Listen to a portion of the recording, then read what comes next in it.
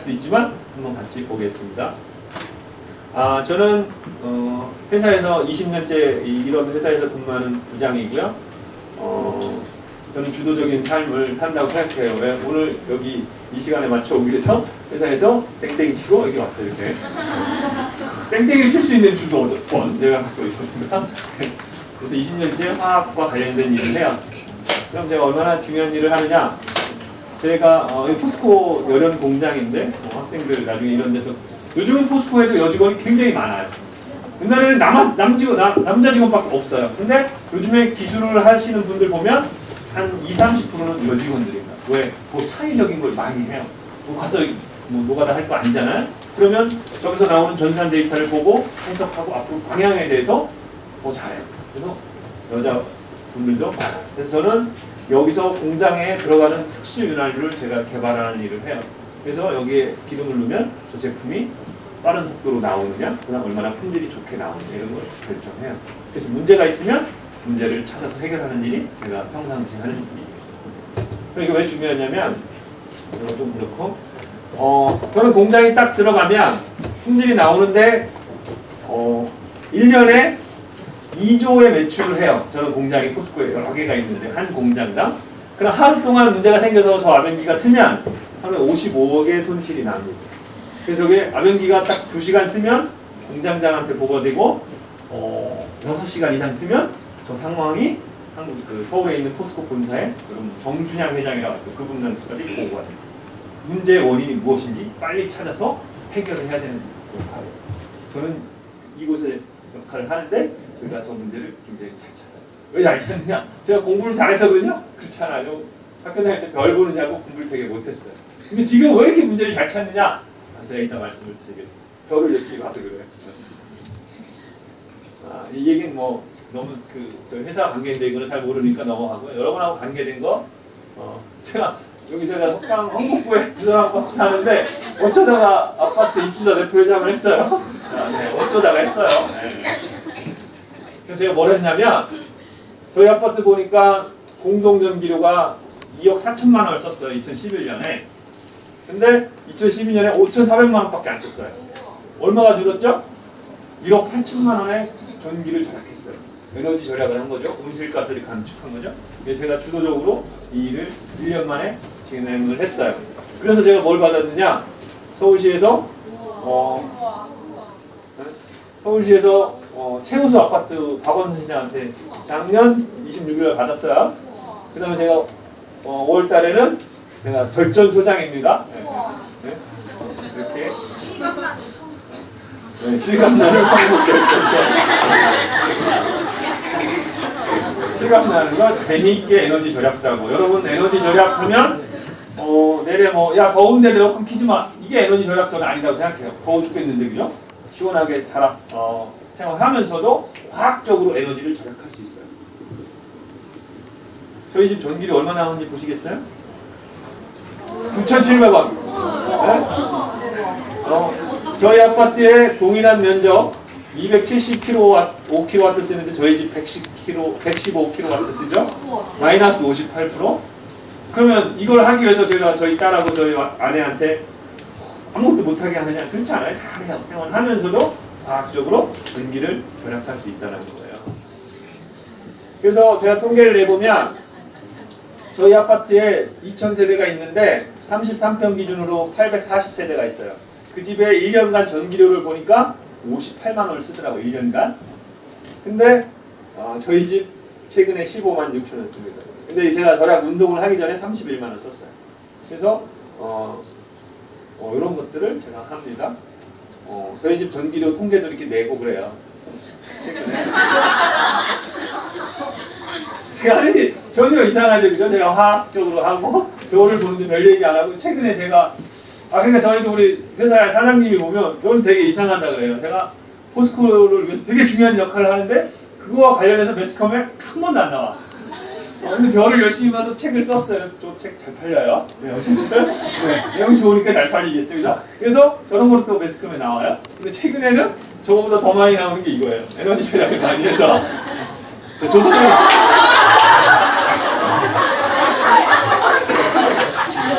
네, 신문에 이렇게 내부장막하게 나오려면 되게 중요한 역할을 해야 되고요. 제가 인터넷에 심재철 치면 원래는 별 쳐야 나왔는데 옛날에는 요즘 이렇게 전기 절약 쳐야 제가 이렇게 나오죠. 그래서 이런 것들이 저를 열심히 보면 돼요. 네, 그렇게 합니다. 네, 제가 책을 이거 20년 전에 쓴 책이고요. 이거는 97년, 8년에 쓴 거고 올해 다시 썼습니다. 다시. 학생 집에 있어요? 네, 영광입니다. 네, 그래서 제가 20년 만에 책을 써서 이런 인터뷰도 하고 그랬습니다. 네. 우리 세상 얘기를 좀 하겠습니다. 세상은 굉장히 바뀌어 갑니다. 여러분도 바뀌는 걸, 여러분 이런 신문 보세요? 잘 안 보죠? 뭐 보죠, 여러분? 네이버로 다 보잖아요, 그죠? 다 보죠? 또, 이거 뭔지 아세요, 여러분? 여기 편지 쓰세요, 요새? 안 쓰죠? 이거 뭔지 아세요? 이거, 최근에 이거 써보신 분 보면 안 쓰죠? 그러면, 세상이 바뀌어 가고 있는데, 언제 짠하고 바뀌었을까요? 여러분, 이게 뭔지 아세요? 이거 써보신 분들은 언제 써봤어요? 초등학교 때? 언제 없어졌죠, 이거? 요즘은 그 USB 쓰죠. 근데 요즘 USB도 잘 안 써요. 뭐 쓰죠, 요새? 클라우드라든가 아니면 뭐 저장하고 싶은 거 다 어디다 인터넷에 그죠? 해놓죠. 바뀌고 있습니다, 이렇게. 그럼 뭐가 바뀌는 거냐? 우리 생활의 습관이 바뀌는 거예요. 신문을 이렇게 종이로 보다가 이렇게 인터넷으로 보고 스마트폰으로 보고 굉장히 뭐들이 바뀌죠. 근데 그거를 우리가 언제 바뀌었냐 그러면 정확히 모르겠어요. 나도 잘 모르는 사이에 바뀌어요. 왜 그러냐? 세상의 변화가 어떻게 일어나기 때문에 그렇죠? 신압으로 일어나기 때문에. 신압으로란 말 잘 알죠? 네. 근데 보니까 옛날에 담배 이름도 신압으로. 근데 저는 이 담배가 이름을 너무 잘 지은 것 같아. 왜 신압으로라는 말이 딱 어울리냐면 왜 그렇죠? 서서히 죽어가잖아, 그죠? 저 피우면 서서히 죽어가요. 그래서 너무 잘 지은 것 같아, 그죠? 근데 그 정체가 드러나서 이게 없어진 것 같아, 그죠? 그래서 세상은 이렇게 신압으로 바뀌고 있습니다. 그럼 세상은 이렇게 신압으로 바뀌고 있는데, 그죠? 그 다음에 요즘 이거 잘 안 쓰죠, 여러분, 그죠? 이것도 바뀌었죠. 문자 메시지도 오랜만이에요. 이거 바뀐 지 얼마 안 됐어요. 요즘 뭐 쓰죠, 여러분? 스마트폰 쓰고 카톡 쓰죠, 그죠?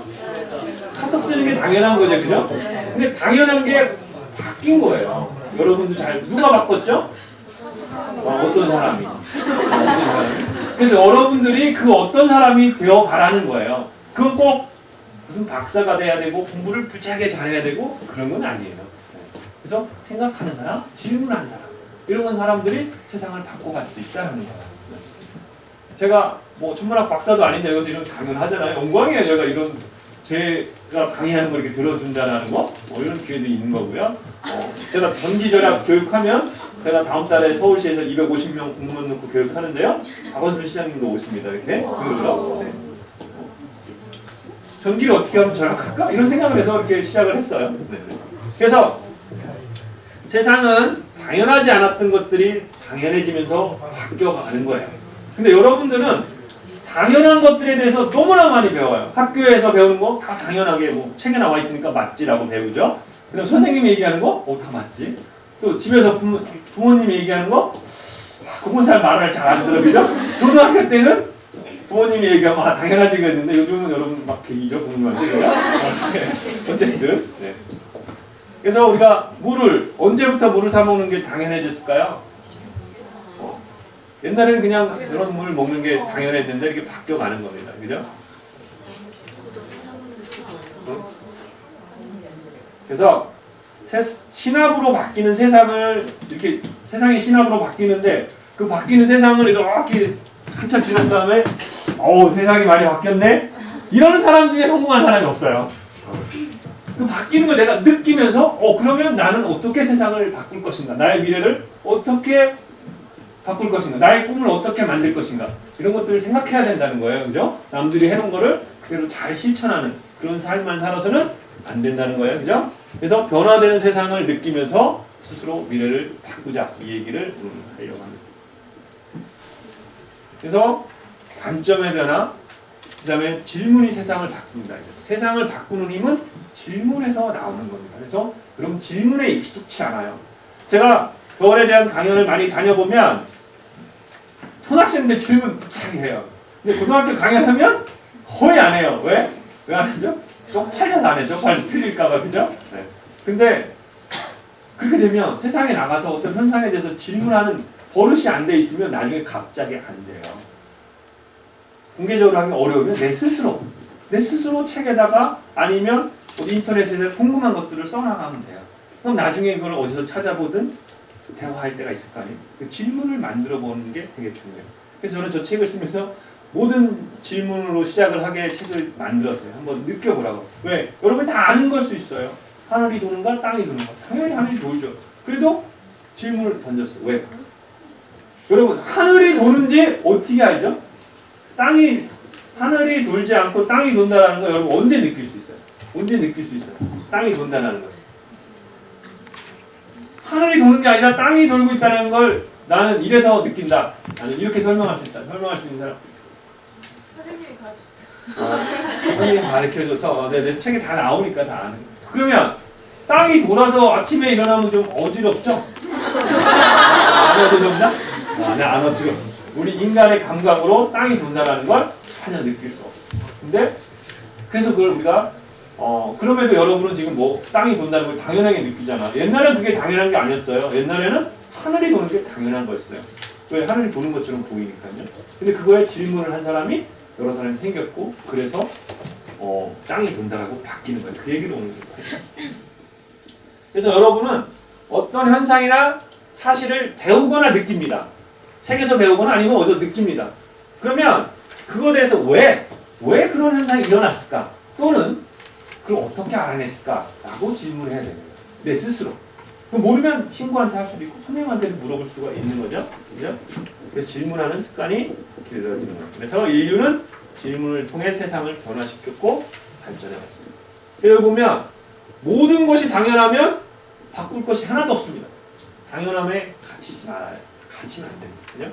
예를 들어 뉴턴이 사과나무 밑에서 오늘날 갑자기 사과가 뚝 떨어졌어. 사과 떨어진 게 당연하지 뭐 지금 어디로 가겠어. 이렇게 하면 아무것도 안 되는 거죠. 그죠? 근데 사과가 왜 떨어질까 갑자기. 이런 질문을 이 사람이 한 거고요. 그 다음에 이게 꼭 과학과 관련된 게 아니에요. 여러분이 어디 가서 사업을 하든 어떤 먹고 사는 일을 하든 이런 것들이 있습니다. 당연함을 거부하고 관점을 변화시켰을 때 여러분의 삶이 달라집니다.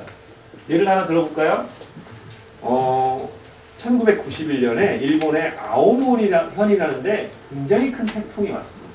일본의 아오모리 현은 우리나라 대구같이 사과로 되게 유명한데요. 일본 사과 생산량의 50%를 차지하는 곳이에요. 근데 91년에 태풍이 쫙 와가지고 사과가 다 떨어졌어요. 추수하기 전에. 90%가 떨어졌어요. 그 사람들이, 대부분의 사람들이, 야, 우린 망했다, 이제. 90%가 떨어졌으니까 이거 팔 수도 없고. 그런데 그걸 바라보던 어떤 사람이 이런 질문을 던졌어요. 야, 태풍이 이렇게 센데 다 떨어졌는데 저 안 떨어진 10%는 뭐지? 또 왜 안 떨어졌을까? 이런 질문을 한 거예요. 그래서 그 사람들이 뭐 이렇게 서로 토론을 하다가 야, 저거 되게 중요하다. 안 떨어지잖아? 절대 떨어지지 않는 사과. 그래가지고 그 사람들이 저걸 합격 사과라 그래가지고 10배의 가격에 팔았어요. 가지를 똑똑 잘라가지고. 그때가 마침 일본의 어떤 수능 시험 이렇게 할 때요. 금방 다 팔았어요. 10배 가격에. 90%를 버렸는데도 똑같은 수익을 낸 거죠. 그죠? 그런 것들을 다 실망하고 다 포기하면 안 되는데 이렇게 관점을 변화하는 거 되게 중요합니다. 그래서 여러분들이 여러 가지를 배우는데 제가 여기 몇 가지 예를 들어놨는데 이게 다 아는 거예요. 태양은 지구보다 크다. 당연히 아는 거죠. 근데 질문해보면 태양이 지구보다 크다는 걸 어떻게 알았을까요? 태양은 손톱만 한데 손톱으로 다 가려져요. 이렇게. 다 가려져요. 안 가려지는 사람이 좀 팔이 긴 사람 안 가려져. 하는데 대부분 다 가려집니다. 태양이 지구보다. 누가 물어보면 내가 알고 있지만 쉽게 설명이 안 됩니다. 그러면 금성. 새별은 왜 한밤중에 안 보일까? 안 보여요. 초저녁에 보이거나 새벽 하늘에 잠깐 보이고 한밤중에 보이지 않아요. 이런 현상들이 왜 그럴까? 그걸 설명하는 게 학생 때는 연습이 돼 있어야 되는 겁니다. 그래서 여기 반복되니까 이거 넘어가고요. 그래서 역사적으로 중요한 과학적 논쟁이 있어 왔습니다. 하늘이 도는가 땅이 도는가의 논쟁이 가장 오랫동안 진행됐습니다. 인류 역사상 한 1800년 동안.